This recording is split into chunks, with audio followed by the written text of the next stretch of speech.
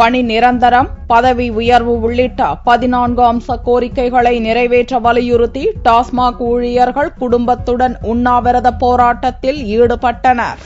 டாஸ்மாக் ஊழியர்களை பணி நிரந்தரம் செய்து காலமுறை ஊதியம் வழங்க வேண்டும், கல்வி தகுதி அடிப்படையில் பதவி உயர்வு வழங்க வேண்டும், பணி நேரத்தை 8 மணி நேரமாக நிர்ணயித்து வார விடுமுறை வழங்க வேண்டும், மிகை நேர பணிக்கான ஊதியத்தை நீதிமன்றத்தின் உத்தரவுப்படி உடனடியாக வழங்க வேண்டும் என்பன உள்ளிட்ட 14 அம்ச கோரிக்கைகளை வலியுறுத்தி திங்களன்று தமிழ்நாடு அரசு டாஸ்மாக் பணியாளர் சங்கத்தைச் சேர்ந்தவர்கள் தங்கள் குடும்பத்துடன் சேப்பாக்கம் விருந்தினர் மாளிகை அருகே உண்ணாவிரத போராட்டத்தில் ஈடுபட்டனர். டாஸ்மாக் நிறுவனத்தில் கடந்த 10 ஆண்டு காலமாக 30,000 பணியாளர்கள் தொகுப்பூதிய முறையில் பணியாற்றி வருகிறார்கள்.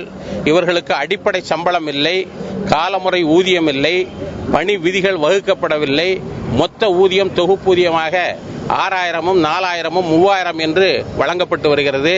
பட்டம் படித்தவர்கள் 6,000 பேர் இதில் பணியாற்றி கொண்டிருக்கிறார்கள்.